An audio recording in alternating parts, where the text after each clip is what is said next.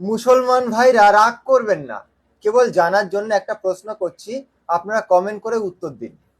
প্রশ্ন হলো এই যে মৃত্যুর পরে জান্নাত জাহান্নাম আছে, তো জান্নাতে যারা যাবে তো জান্নাতে সে অনেক সুখ আর অনেক শান্তি রয়েছে। তো সেখানে আপনারা যা খুশি খেতে চাইবেন আপনারা সাথে সাথে পেয়ে যাবেন। যেমন আপনি চাইলেন হয়তো যে আমি এক্ষুনি বিরিয়ানি খাবো, তো সাথে সাথে বিরিয়ানি চলে আসবে। তো আমার প্রশ্ন হচ্ছে এই যে এই যে আপনারা খেতে চাইবেন আর চলে আসবে খাবার, তো এই খাবারগুলো মানে রান্না বান্না কারা করে, মানে রাঁধুনির দায়িত্বে কারা রয়েছে, কি ব্যবস্থা রয়েছে, এই বিষয়ে যদি কিছু জানা থাকে অবশ্যই জানাবেন, আমারও খুব জানার ইচ্ছা রয়েছে এই বিষয়ে। তুই জানবার জন্য প্রশ্ন করছস না ইসলাম রে এর কি থামাশা আর কি করার জন্য প্রশ্ন করছস? এটা আমি খুব ভালো রকম জানি, বুঝছস? আমাদের গ্রাম্য ভাষা একটা কথা বলে, বাড়ি নষ্ট বাসে আর গাঁও নষ্ট তোদের মতন দাসে। তোর প্রশ্নের জবাব আমি মহাগ্রন্থ আল কোরআন থেকে দিব, ওমা তাওফিক ইল্লা বিল্লাহ। তার আগে আমার প্রশ্নের উত্তর তুই দেয়া যাবে। তোর তো গোড়ায় ফেসা এডে, তুই এত কিছু গোড়ানি কি দরকার? ডাইরেক্টলি বল যে জান্নাতের মধ্যে খাবার হবে, বাবুর্চি কে থাকবে, এটা বললি তো হয়ে যায়। এই সেই জান্নাত তো অনেক দেরি।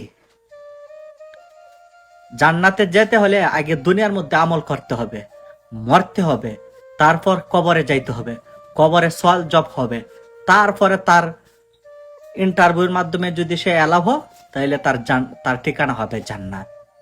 জান্নাত তো অনেক দেরি। তুই পৃথিবীতে থাকাকালীন অবস্থায় প্রশ্নের জবাবটা দিয়া যা। তুই যে তোর মার গর্ভের ভিতরে 10 মাস 10 দিন ছিলে, সেখানে তো তোর খাবারের প্রয়োজন হয়েছে। সেখানে তুই কিভাবে খাইছস, আর তোর বাবা সেখানে কিভাবে খাবার পাঠাইছে, আর তোর মার গর্ভের ভিতরে কয়টা মিল ফ্যাক্টরি কারখানা আবিষ্কার করছিল, আর কে খাবারটা তৈরি করে দিছিল, আর সে বাবুর্চি ডেকেছিল। তুই এই প্রশ্নের উত্তরটা দেয়া যাবে, ঠিক আছে? আর আমি আমার প্রশ্নের উত্তরটা দিয়ে দিচ্ছি তোকে। আল্লাহ সুবহানাহু ওয়া তাআলা তিনি মহাগ্রন্থ আল কোরআনের মধ্যে ইরশাদ ফরমান, হাল আতা আলাল ইনসানি হিনুম মিনাদ দাহরি লাম ইয়াকুন শাইআম মাযকুরা। হে পৃথিবীর মানুষ, তুমি যখন কোনো বিষয় বস্তু হিসাবে অস্তিত্ব ছিলে না, বিনা অস্তিত্ব আমি মহান রব্বুল আলামিন তোমাকে সৃষ্টি করেছি এক ফোঁটা নাপাক পানির দ্বারা।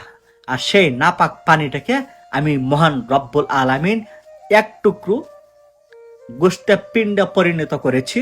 তারপরে আমি ফি কারারিম মাকিন, খুব একটা সুন্দর একটা সুরক্ষিত একটা স্থানে আমি রেখে দিয়েছি তোমাকে। সে কারিগর কে ছিল? আল্লাহ সুবহানাহু ওয়া তাআলা তোকে খুব সুন্দর করে একটা প্যাকেটিং করছে। প্যাকেটিং করার পর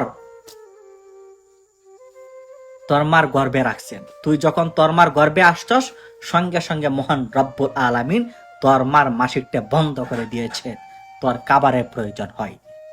তাই আল্লাহ সুবহানাহু ওয়া তাআলা তোর নাভি থেকে আল্লাহ সুবহানাহু ওয়া তাআলা একটা আর্থিং একটা লাইন বাইর করছে, বাইর করে তোর খাবারের প্রয়োজন। তোর মার মাসিকের রক্তটাকে, নাপাক রক্তটাকে পচায়া গলায়া তোকে সেখানে মহান রব্বুল আলামিন খাবার দিয়ে রেখেছেন। তাই তুই পৃথিবীতে আইসা আল্লাহর বিরোধিতা করতেছস, আল্লাহর জান্নাত জাহান্নাম নিয়ে তুই প্রশ্ন করস, আল্লাহকে নিয়ে তুই প্রশ্ন করছস। সেই ক্ষমতা একমাত্র মহান রব্বুল আলামিন তোকে দিয়েছে। আল্লাহ সুবহানাহু ওয়া তাআলা তিনি কত বড় কুদরতওয়ালা। তোর মার মাসিকের রক্তটা এটা হচ্ছে নাপাক, আর তোর মুখটা হচ্ছে পাক, তোর জিহ্বাটা হচ্ছে পাক। তাই নাপাক জিনিস কখনো আল্লাহ সুবহানাহু ওয়া তাআলা তোর মুখ দিয়া দেন নাই, তোর জিহ্বা দিয়া দেন নাই। আল্লাহ সুবহানাহু ওয়া তাআলা তিনি তোর নাভি থেকে একটা লাইন বের করছেন, একটা আর্থিং বের করে তোকে আল্লাহ সুবহানাহু ওয়া তাআলা তোকে সেখানে 10 মাস 10 দিন পর্যন্ত তোকে খাবার দিয়ে রেখেছেন। সে আল্লাহ কি পারে না জান্নাতের মাধ্যমে যেই মহান রব্বুল আলামিন তোকে 10 মাস 10 দিন তোর মার গর্ভের ভিতরে দুনিয়া থাকাকালীন অবস্থায় রাঁধুনি ছাড়া, বাবুর্চি ছাড়া আল্লাহ সুবহানাহু ওয়া তাআলা তিনি কুদরতি ভাবে তোর মতন নাস্তিকরে, তোর মতন মূর্তি পূজারকরে, তোর মতন দাসেরে, তোর মতন কাশেরে, তোর মতন মালুকে যদি আল্লাহ সুবহানাহু ওয়া তাআলা সেখানে তোকে খাবার দিয়ে রাখতে পারেন, আর আল্লাহ সুবহানাহু ওয়া তাআলা তিনি জান্নাতের মাধ্যমে কি তিনি কি পারবেন না বাবুর্চি ছাড়া খাবার দিতেন? আল্লাহ কোরআনের মাধ্যমে ফরমান, কুন হও ফায়াকুন হয়ে যায়। আল্লাহ বললেই হয়ে যায়, কোনো বাবরচির প্রয়োজন হবে না জান্নাতের মাধ্যমে। তারপর তুই যখন পৃথিবীতে আসছস, তোর মার দুধ, তোর মার স্তন, এগুলা পবিত্র। যে দুধ পান করছস সেইটা পবিত্র, তোর মুখটাও পবিত্র। তাই পবিত্র দুধ দিয়া আর পবিত্র জিব্বা দিয়া আর পবিত্র মুখ দিয়া আল্লাহ সুবহানাহু ওয়া তাআলা তুই যখন পৃথিবীতে আসছস, সঙ্গে সঙ্গে তোর কাবার হয়ে গেছে তোর পবিত্র মুখ দিয়া। তখন তার নাভির থেকে নাপাক কাবারে কোনো প্রয়োজন হয় নাই। আমার প্রশ্নের উত্তর দেয়া যাবে, তোর মার গর্ভে যে 10 দিন 10 মাস ছিলে বা 8 মাস ছিলে বা 9 মাস ছিলে, সেইখানে তোর বাবা কতদিন কাবার পাঠাইছে আর সেখানে বাবরচি ডেকেছিল, আমার প্রশ্নের উত্তরটা দেয়া যাবে।